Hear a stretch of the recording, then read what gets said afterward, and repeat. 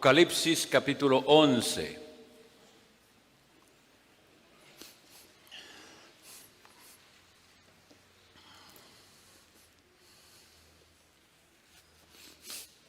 Apocalipsis 11, vamos a leer los versículos del 1 al 13.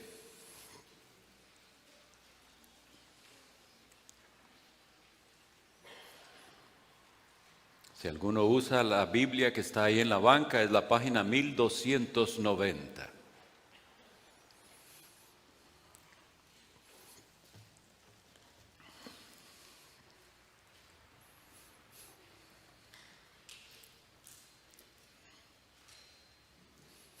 Voy a leer el versículo 11 del capítulo 10. O sea, el versículo anterior al capítulo 11 dice: Y él me dijo, es necesario que profetices otra vez a muchos pueblos y naciones y lenguas y reyes.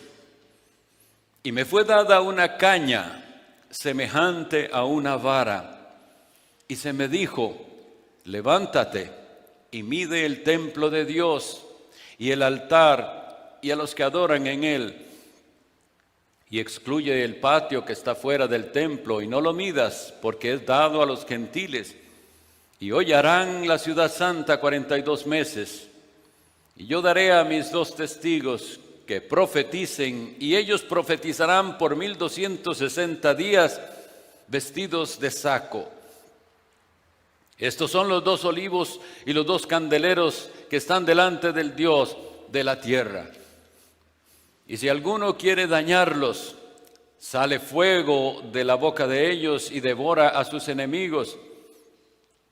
Y si alguno les quisiere hacer daño, debe morir él de la misma manera. Estos tienen poder de cerrar el cielo para que no llueva en los días de su profecía. Y tienen potestad sobre las aguas para convertirlas en sangre y para herir la tierra con toda plaga, cuantas veces quieran.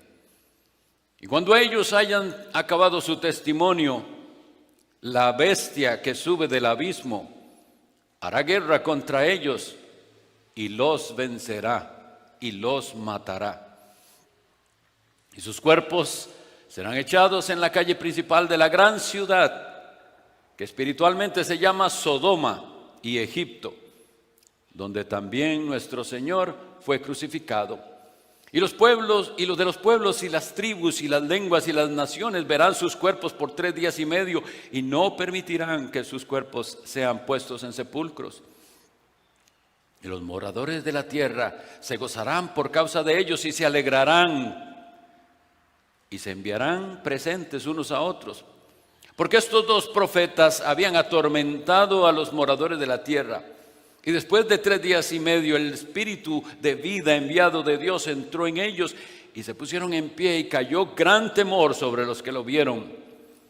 Y oyeron una gran voz del cielo que decía, subid acá. Y subieron al cielo en una nube, y sus enemigos los vieron. Y en aquella hora hubo un gran terremoto, y la 10ª parte de la ciudad cayó, y murieron en el terremoto 7,000 hombres, y los demás se aterrorizaron y dieron gloria al Dios del cielo. He aquí, el segundo ay pasó, y he aquí el tercer ay vendrá pronto. Que el Señor bendiga esta lectura de su santa palabra. Bien, hermanos, solo vamos a concentrar la exposición en los primeros 2 versículos, pero quería que lo tengamos. Esto es lo que vamos a estar estudiando en las próximas semanas. Quisiera enfatizar lo que he dicho desde el inicio. Nosotros estudiamos el libro del Apocalipsis, que es un libro profético y lleno de imágenes. Lo interpretamos de una manera simbólica. Entonces ahí hemos hablado de numerología. Por ejemplo, hoy que leímos que 42 meses es lo mismo. 42 meses son 1260 días. Es lo que representa el tiempo de testimonio de la iglesia en este mundo desde que Cristo ascendió. No es un tiempo literal. Y lo que quería al iniciar este capítulo es conectarlo con el versículo anterior, porque recordemos que después de la sexta trompeta le dice: es necesario que profetices otra vez a muchos pueblos y naciones y lenguas. Y esto es lo que yo inicio diciendo: la iglesia del Señor, es necesario que profeticemos. Pero como insisto, no la locura de profecía que hoy tienen en muchas partes, que son como adivinanzas, como adivinos, como predicciones y cosas así, sino la proclamación fiel del Evangelio. La proclamación bien de que el juicio se acerca y que la única esperanza es Jesucristo. Esa es nuestra profecía. El enemigo procura distraer a la iglesia de su labor y procura dificultar esa labor hasta donde sea posible. Pero hoy veremos entonces cosas que la iglesia tiene que estar bien enterada si quiere realizar bien la función profética o el ministerio profético en esta vida. Dice lo que leímos, que le fue dada a el apóstol Juan, le fue dada una caña. Y dice, una caña semejante a una vara. Esto es importante. ¿Por qué incluyó el Espíritu Santo eso? ¿Por qué no dice nada más y me dieron una caña de medir? No, dice una caña semejante a una vara. Esa palabra vara ahí tiene varios significados en la Biblia.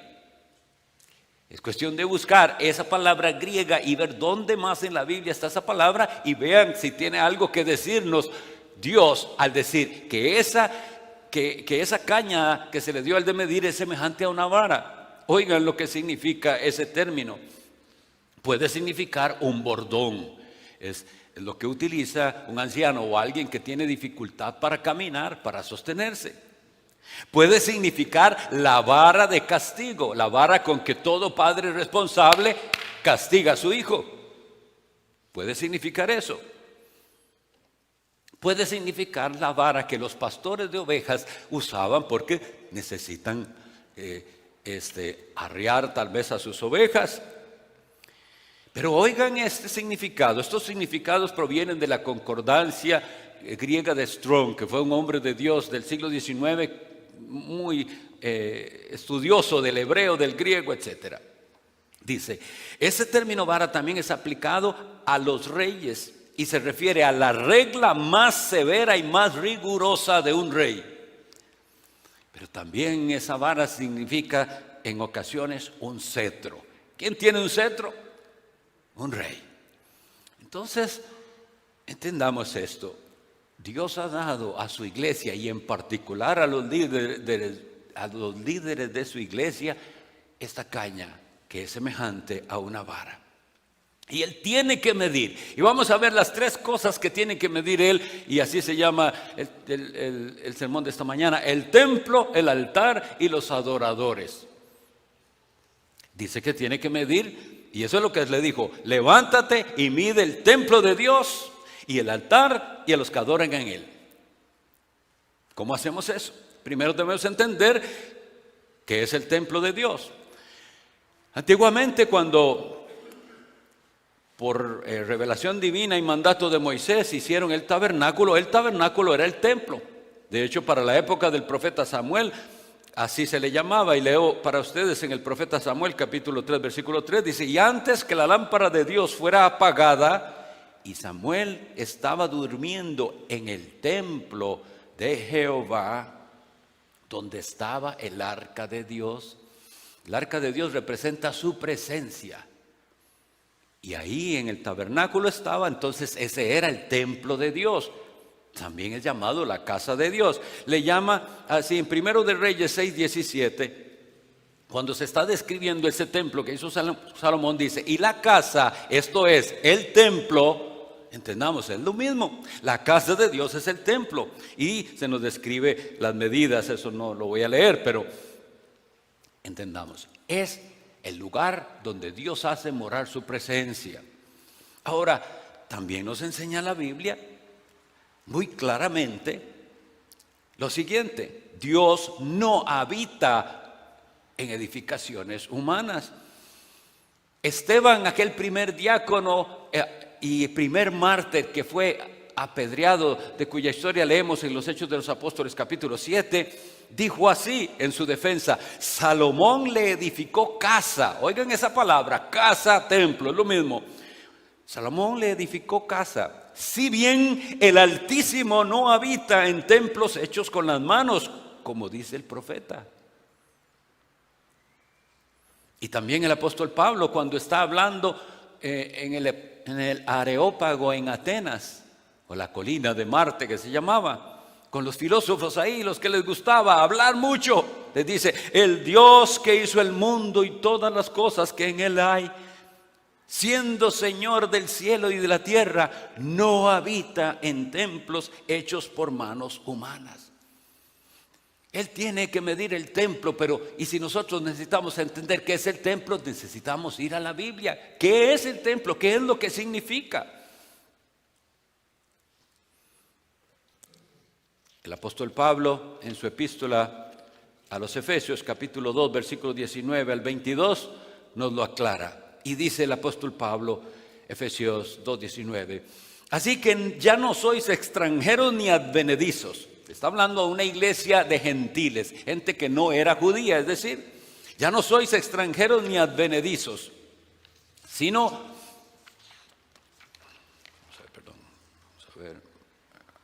vamos a buscarlo, creo que tengo las hojas mal.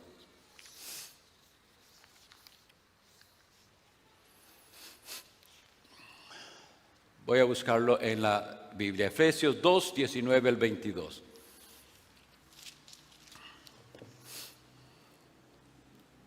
Así que ya no sois extranjeros ni advenedizos, sino conciudadanos de los santos y miembros de la familia de Dios, edificados sobre el fundamento de los apóstoles y profetas, siendo la piedra angular Jesucristo mismo, en quien todo el edificio bien trabado va creciendo, oigan esto, va creciendo para ser un templo santo en el Señor. Vamos entendiendo entonces qué es ese templo. Tiene un fundamento que es Jesucristo, la doctrina apostólica, y se va edificando la iglesia. La iglesia es ese templo.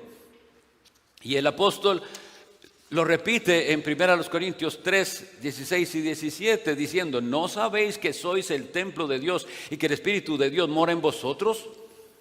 Pero es importante aquí entender que no está hablando de una manera personal, no está diciéndole a una persona: ¿no sabe usted que usted es templo? No, está hablando: ¿no saben ustedes que ustedes son el templo? Es juntos que formamos ese templo, que Dios hace su habitación en cada uno de nosotros y en particular reunidos en su nombre. Pero dice algo muy, muy importante el apóstol: si alguno destruyere el templo de Dios, Dios lo destruirá a él. Porque el templo de Dios, el cual sois vosotros, santo es. Voy a hacer una pausa. Estamos viendo que el templo de Dios es la iglesia.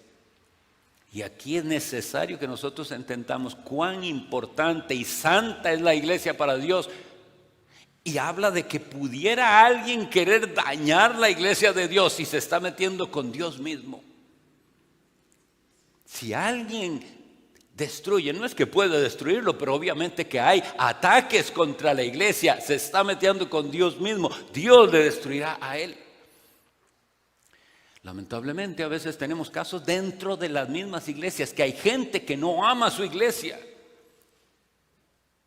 y que hace cosas que no son para edificación de la iglesia, sino más bien que dañan la reputación de la iglesia, que hablan mal de sus hermanos. Providencialmente el Señor nos hizo leer Santiago. No hay que hablar mal de nadie, murmurar de nadie. Es meterse con Dios. Ese es el templo de Dios. No podemos juzgar de esa manera. Hay todo un proceso cuando tenemos que tratar pecado, eso es aparte, no estamos hablando de eso. Pero intentamos bien claro, la iglesia es el templo de Dios, respetémosla como tal, amémosla, reverenciémosla, es la edificación que hemos visto de Dios. un templo santo al Señor. Pero para que sea santo tiene que estar conformado por santos, no por mundanos y pecadores. Dice el apóstol Pedro: acercándoos a él, piedra viva, desechada ciertamente por los hombres, mas para Dios escogida y preciosa. Vosotros también, como piedras vivas, sed edificados como casa espiritual y sacerdocio santo, para ofrecer sacrificios espirituales agradables a Dios por medio de Jesucristo. El apóstol tiene que medir el templo. Tiene que medir ¿qué? La iglesia. Ahorita vamos a ver el concepto de medir, pero eso es de lo que se trata, la iglesia. Luego se le dice que tiene que medir el altar también y los que adoran en él. ¿Qué es el altar y quiénes son los que adoran? En el templo de Salomón había 2 altares. El altar de bronce, que era para los sacrificios y holocaustos, y el altar de oro, que era para el incienso. Nosotros vimos cuando pasamos por Apocalipsis 9 que había un altar ahí que es el del incienso, porque dice: el 6º ángel tocó la trompeta y oí una voz que salía de los 4 cuernos del altar de oro, no del altar de bronce, sino del de oro. Quiere decir que ese altar que está ahí es el altar del incienso. ¿Recuerdan, mis hermanos, qué vimos sobre el incienso? Yo le pido a Dios y le pido a ustedes: sean cuidadosos de no ser olvidadizos. Repasen lo que nosotros vemos acá. El altar del incienso eran las oraciones. La casa de Dios es casa de oración que eleva simbólicamente incienso hasta la presencia de Dios. Hay que medirlo. Lo mediremos luego. También habla el profeta Isaías sobre el altar, pero oigan la promesa que hace Dios preciosa. Isaías 56:7. Y yo los llevaré a mi monte santo y los recrearé en mi casa de oración. Sus holocaustos y sus sacrificios serán aceptados sobre mi altar, porque mi casa será llamada casa de oración por todos los pueblos. Entonces el altar es el altar de oro, el incienso, la casa de oración debe ser medida. Pero el apóstol Pablo le dice en su carta a los Hebreos, capítulo 13, versículo 10: tenemos un altar del cual no tienen derecho de comer los que sirven en el tabernáculo. Y él está dando el contraste en el antiguo pacto y esos que siguieron bajo las sombras y la realidad. Esos que sirven en el antiguo pacto y que se aferran a eso no tienen derecho de participar ni de beneficiarse de las cosas santas. Pero él dice: tenemos un altar. Hermanos, la iglesia tiene un altar, pero no es un altar físico. Es espiritual, es Jesucristo. ¿Y cómo sabemos? Bueno, dice la Sagrada Escritura: así que por medio de Él, de Cristo, ofrezcamos siempre a Dios sacrificio de alabanza. Es decir, fruto de labios que confiesan su nombre. Vamos a medir la iglesia, vamos a medir la oración en la iglesia y el fruto de alabanza de esa iglesia. Los adoradores. Jesucristo le dijo a la mujer samaritana en el Evangelio de Juan, capítulo 4, versículos 22 y 23, la mujer del pozo de Samaria. Jesús le dice estas palabras: vosotros adoráis lo que no conocéis. ¿Se lo podrá decir Cristo a alguien aquí? ¿Usted adora o pretende adorar a un Dios que todavía no ha conocido? Mas la hora viene, le dice Jesús a ella, y ahora es cuando los verdaderos adoradores adorarán al Padre en espíritu y en verdad, porque también el Padre tales adoradores busca que lo adoren. Habíamos visto en Apocalipsis 4:10, los 24 ancianos se postraron delante del que está sentado en el trono y adoran al que vive por los siglos de los siglos y echan sus coronas delante del trono. Y habíamos visto lo que representaban los 24 ancianos, que representaban la iglesia. tanto del Antiguo Testamento como la del Nuevo, reunida ahí, adoran. La iglesia está representada ahí. Y se le dice a él que tiene que medir esas cosas. Hay un caso en el Antiguo Testamento en el que igual también a un profeta se le da la tarea, o más bien, él ve que un ángel viene a medir el templo. Eso sucede en el capítulo 40 de Ezequiel. De hecho, se van 8 capítulos de la profecía de Ezequiel, desde el 40 hasta el 48. Eso, si ustedes han leído la Biblia entera, saben que es una de las partes más difíciles de concentrarse leyendo, porque es mida y mida y mida y paredes y cosas, detalles y detalles y detalles. ¿Qué estará queriendo Dios decirnos con eso? ¿Dónde estará ese templo? Lamentablemente algunos interpretan mal y piensan que de verdad ese es un templo que se va a construir luego, o que era el segundo templo. Bueno, pero dice Ezequiel 43: y me llevó allá, y he aquí un varón cuyo aspecto era como el aspecto de bronce, y tenía un cordel de lino fino, de lino en su mano, y una caña de medir. Y él estaba a la puerta. Y se va entonces todo la descripción de 8 capítulos midiendo aquel gran maravilloso templo. Y miden también ahí el altar. Y dan descripciones muy detalladas. Léanlo, mis hermanos, con paciencia. Ezequiel de 40 al 48. Todo se mide ahí. Alrededor tendrá, dice, 18,000 cañas. Era inmensísimo en la medición. La cuestión es que el último versículo de la profecía de Ezequiel termina diciendo esto. Después de que mide todo, dice: alrededor tendrá 18,000 cañas, y el nombre de la ciudad desde aquel día será Jehová Sama. Jehová está allí. Eso es lo importante de todo. Eso es lo que nos da luz de qué es ese templo. La presencia de Dios está ahí. Es importante que nosotros volvamos a estas enseñanzas tan básicas. Dios está en medio de su pueblo. Pero no se trata de utilizar métodos psicológicos o manipulación de emociones para que usted perciba que Él está. Eso solo lo puede hacer el Espíritu Santo. Si no, para usted no tiene ningún valor esto que hacemos aquí. Pero cuando el Espíritu Santo actúe, usted sabe. Aunque nadie se esté desmayando ni pegando gritos aquí, Dios está aquí. Y si Él está aquí, préstele atención, oiga sus palabras. La medición entonces es una verificación de tamaño. Eso es lo que es medir, ¿verdad? Voy a ver qué tamaño tiene. ¿Tiene el templo, el altar y los adoradores el tamaño correcto? Eso es lo que nos corresponde hoy determinar. El tamaño del templo pudiéramos equipararlo con la adoración pura regulada por las Escrituras. Nosotros no adoramos como a nosotros nos parece ni como es nuestro gusto, preferencia, no.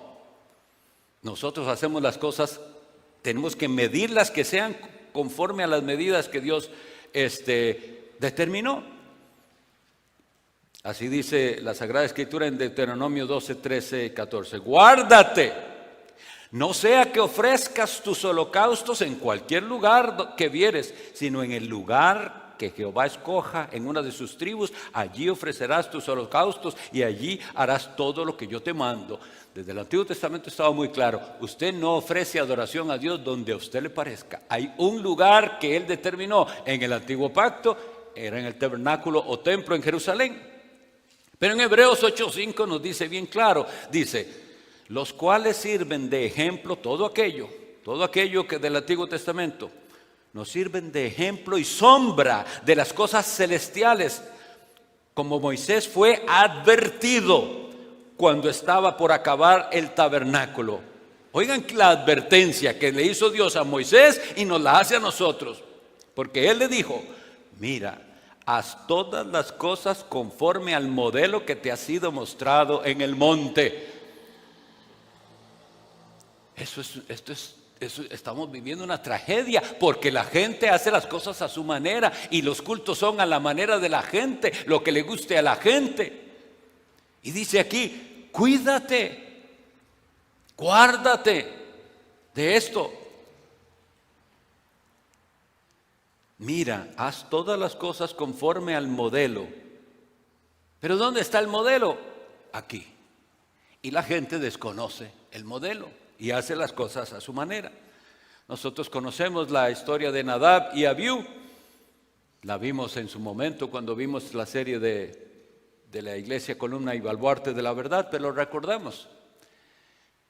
En la cual Dios nos hace ver cuán serio es el asunto de la adoración.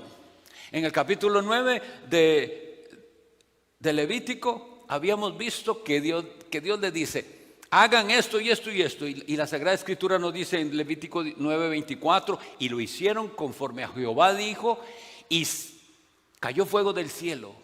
Dios aprobó aquello, fue una bendición. Y el versículo siguiente nos dice, nos dice, Nadab y Abiú, sacerdotes, hijos de Aarón, ofrecieron a Jehová fuego que él nunca les mandó.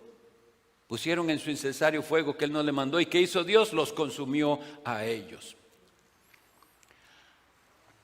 Voy a dar un momentito para que los que están luchando con el sueño hagan algo. Se levanten, se despierten, echen agua, algo. Atiendan porque es la palabra de Dios lo que estamos nosotros aquí estudiando.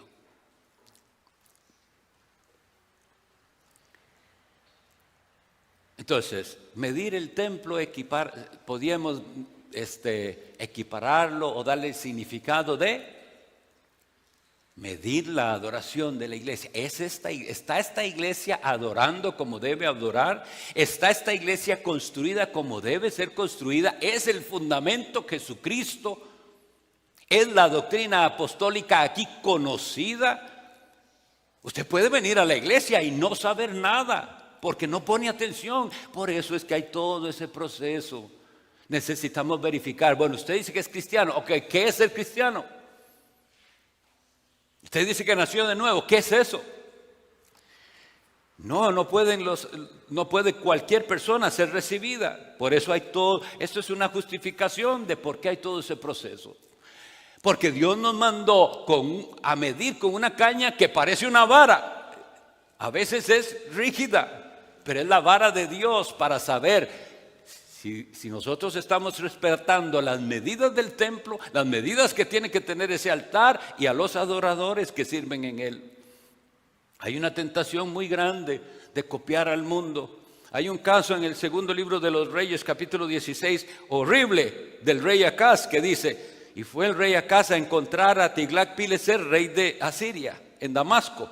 O sea, un rey de Israel va a Asiria y se encuentra con ese rey. Y viendo el rey Acaz el altar que estaba en Damasco, envió al sacerdote Urías el diseño y la descripción del altar conforme a toda su hechura. Y oigan esto. Y Urías el sacerdote edificó el altar conforme a todo lo que el rey Acaz había enviado de Damasco. Así lo hizo el sacerdote Urías. Esta es una tristeza. El rey le dice al sacerdote, yo quiero que el altar sea así, porque así lo vi en Damasco y les quedó muy bien. Y eso es lo que la iglesia está haciendo hoy. Copiándole al mundo y viendo qué es lo que el mundo le gusta y trayéndolo a la iglesia. Esa es la tentación, copiar el mundo. No, vamos a medir con vara y cada vez vamos viendo que la iglesia y la adoración tengan la medida correcta. La centralidad de Cristo, como decía el pastor en la primera hora, la centralidad de Cristo. Hay una doxología antigua que usa todavía la iglesia romana, que nos da claridad en cuanto a esto, la centralidad de Cristo. Y dice esa doxología así: por Cristo, con Él y en Él. A ti, Dios Padre omnipotente, en la unidad del Espíritu Santo, todo honor y toda gloria por los siglos de los siglos. Amén. Si nuestra adoración no se suscribe a una doxología como esa? Todo es en Cristo, por Él y en Él, para Dios Padre, auxiliados por el Espíritu Santo. Si no es así, no es verdadera adoración. Y muchas de las iglesias hoy en día ni se sabe. Usted puede ir a un culto y de principio a fin no sabe si es una iglesia trinitaria o no. Las iglesias pueden tener muchas actividades y programas y perder el centro de la adoración, que es Cristo y su cruz. Así que, hermanos, dice el apóstol Pablo, 1 Corintios 2, 1 y 2, cuando fui a vosotros no fui con excelencia de palabra o de sabiduría para anunciaros el testimonio de Dios, porque me propuse no saber cosa alguna entre vosotros, sino a Jesucristo y a este crucificado. Y luego dice en el capítulo 1, versículos 23 y 4, pero nosotros predicamos a Cristo crucificado, para los judíos ciertamente tropezadero y para los gentiles locura, mas para los llamados, así judíos como griegos, Cristo, poder de Dios y sabiduría de Dios. Cuando hagamos todo ese proceso, como el que hemos hecho, los que saben que han pedido ser miembros, que es minucioso, que vamos, ¿cuál es? Necesitamos comprobar si usted entiende quién es Jesús. Poder de Dios y sabiduría de Dios. Y si Él no es eso para usted, usted no puede ser admitido, porque no tiene el tamaño correcto para ser incluido en esta edificación. La Sagrada Escritura nos dice esto con respecto al primer templo. Primero de Reyes 6, 7. Y la casa, el templo de Salomón, cuando se edificó, la edificaron con piedras acabadas en la cantera. Esto a mí me impresiona, porque esto pasó hace miles de años. ¿Cómo hicieron eso? No sé. Pero oigan, sabían mucho de cortar piedras, porque dice que esas piedras las trajeron de la cantera cortadas del tamaño que era, de tal manera que cuando edificaron el templo, ni martillos ni hachas se oyeron en la casa de Dios, ni ningún otro instrumento de hierro. Y oigan esta descripción: todas aquellas obras en la construcción del templo de Salomón fueron de piedras costosas, cortadas y aserradas con sierras según las medidas. ¿Qué estamos estudiando? Medir según las medidas, así por dentro como por fuera, desde el cimiento hasta los remates y por fuera hasta el gran atrio. Después hablaremos de eso. Es necesario entonces que los miembros de una iglesia de Cristo sean piedras vivas, nacidos verdaderamente de nuevo. No gente simplemente que sabe muchas cosas o que habla bonito, es vidas transformadas, gente que ama a Cristo, que sigue a Cristo y que con todo el corazón espera el retorno de Cristo. Esos entonces son piedras vivas. Ahora bien, a veces la medición falla, a veces los ancianos, como somos hombres, fallamos. Y puede ser que se admita a una persona que no es una piedra viva. Eso puede pasar, y les pasó hasta en el Nuevo Testamento. Leemos en Hechos que Simón el mago lo dieron por cristiano y lo bautizaron. Y no se dieron cuenta que estaban admitiendo a un avaro y a un hombre materialista, ¿verdad? Es necesario entonces todo esto para que entiendan, hermanos, no es, todos estos procesos están derivados de nuestro entendimiento de lo que Dios pide de nosotros. Mide el templo, el altar y a los adoradores. Entonces tenemos que ahora aplicarlo a nosotros mismos para que usted mida. ¿Es usted un adorador de verdad? ¿O es usted como la mujer de Samaria que no sabe lo que está adorando, no conoce al Dios que pretende adorar? La primera pregunta es: ¿disfruta usted la verdadera adoración? ¿O hay que hacer las cosas a su manera para que usted disfrute adorar a Dios? ¿Y hay que cantar la canción que a usted le guste? El verdadero adorador no depende de esas cosas, ni de los instrumentos, ni de que haya banda, ni de que canten la canción que él quiere. Es una unión con Cristo.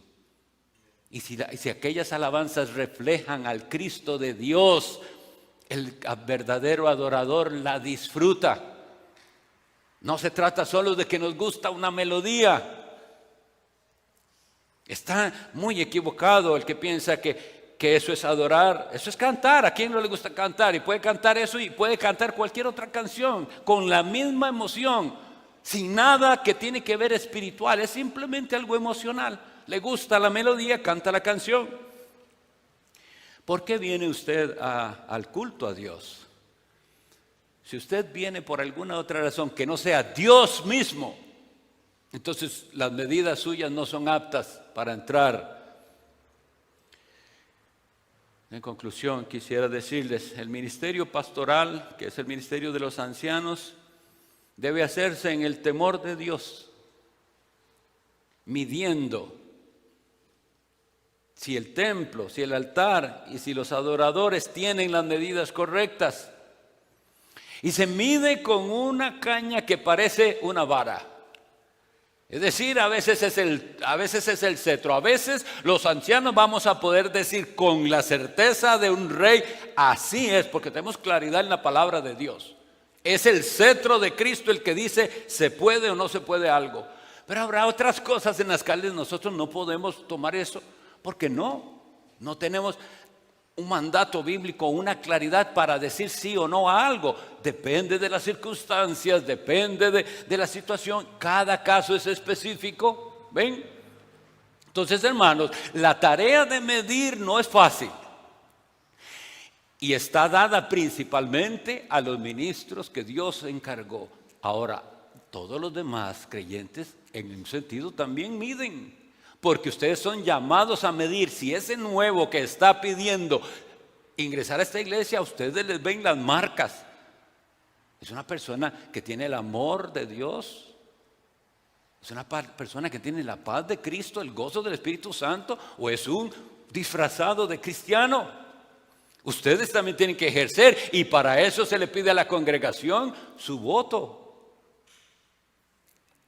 Entonces, en un sentido también están llamados a medir.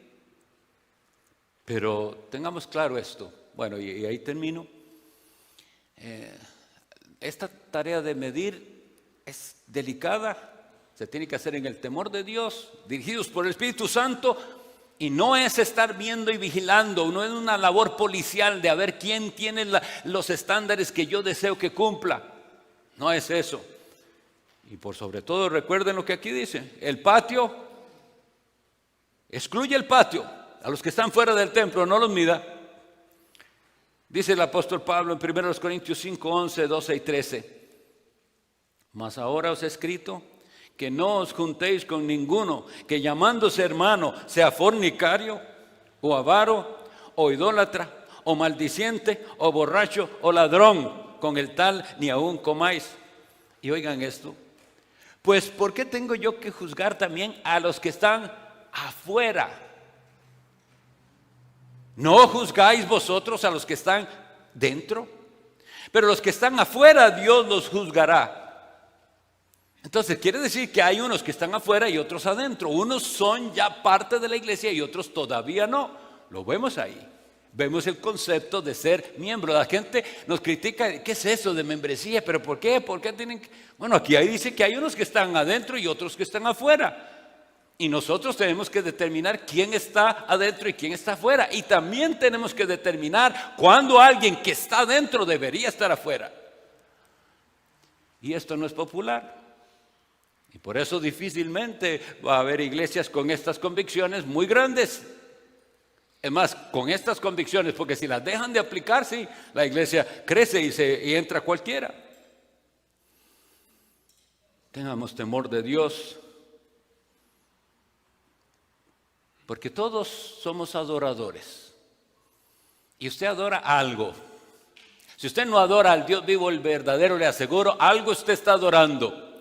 Porque en nuestra constitución humana, eso es lo que somos, adoradores. A algo le estamos dando el corazón. Algo es lo que es el centro de nuestros afectos. ¿Cómo determinarlo? Mire, ¿en qué gasta usted su tiempo? ¿En qué gasta usted sus energías? ¿En qué gasta usted sus recursos, su dinero? Mídalo. Ahí está a eso adora usted. Y dice la Sagrada Escritura, ahí llegaremos eventualmente, capítulo 14 de Apocalipsis. Y el humo del tormento de ellos sube por los siglos de los siglos, y los que adoran a la bestia y a su imagen no tienen reposo de día ni de noche, ni cualquiera que reciba la marca de su nombre. Sobre estas cosas la gente fantasea y hace unas cosas terribles Bueno, vamos a ver el significado correcto. Y yo le digo, hoy mismo, o usted está adorando a Cristo o está adorando a la bestia y su imagen. Y su imagen no es una cosa visible aquí en la frente ni en la mano como la gente quiere interpretar. Eso tiene un significado espiritual. Y yo le llamo a adorar al Dios vivo por medio de su Hijo Jesucristo. Lo cual solamente usted podrá hacer si el Espíritu Santo lo capacita a ello. Ruéguele a Dios. Insisto, hermanos, en que esto tiene que darnos temor, porque Dios es quien nos manda, mídalo. Y si nosotros nos volvemos una iglesia que no mide, que cualquiera hace lo que quiera y no hay consecuencias, ya pasamos por las cartas a las iglesias, a una de las cuales dijo el Señor, yo ni siquiera estoy ahí adentro, yo estoy afuera. Pero estoy a la puerta y llamo. La iglesia es el lugar de la presencia de Dios. Jehová Sama, Él está. Esforcémonos en valorar lo que es su presencia. Y en el amor de Cristo le pido, no se quede en su condición, no se quede conforme, no. Eso es lo más terrible que yo veo que hoy sucede. La gente está contenta como está. Todo está bien. Se sienten buenos cristianos. No hay progreso espiritual. Bueno, en esta iglesia vamos a medir. ¿Y sabe qué quiere el Señor de nosotros? Crecimiento.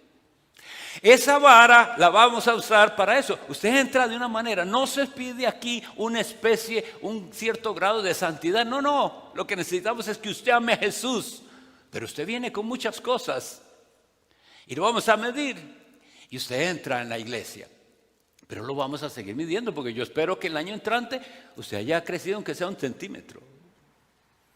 ¿Cómo se sentirían los padres de aquí, de sus niñitos, si no los vieran crecer? Pero se alegran de ver, ya no le queda la ropa, hay que comprarle más, va creciendo. Bueno, imagínense cómo nos sentimos los pastores cuando vemos gente que tiene años de estar y no crece.